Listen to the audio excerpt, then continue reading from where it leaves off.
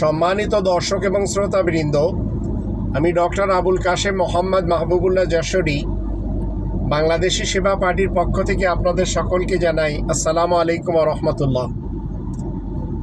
Lord Mountbatten, এডভিনা, Nehru এবং জিন্নাহ এই চারজন মিলে ভারতকে টুকরা করেছিল।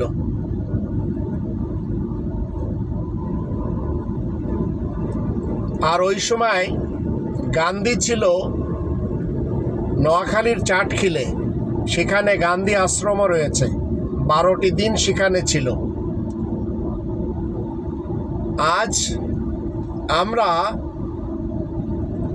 একটি দস্তাবেজ পাচ্ছি যেখানে লর্ড মাউন্টব্যাটেন বলেছে, আমি যদি জানতাম মোহাম্মদ আলী জিন্নাহ ক্যান্সারে আক্রান্ত এবং বেশি দিন বাঁচবে না, তাহলে আমি পার্টিশন প্ল্যান পিছিয়ে দিতাম, ইতিহাস আজকে ভিন্ন হতো, হয়তো দেশ ভাগই হতো না।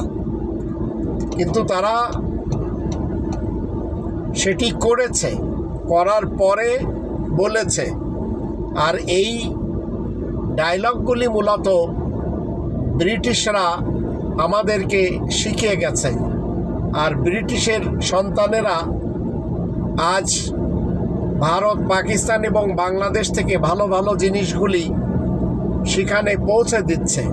আর তারা তো লুটপাট করে নিয়ে গিয়েছে সব কিছু, স্বর্ণ বলেন, ডায়মন্ড বলেন, 700 জাহাজ ভরে নিয়ে গেছে তারা।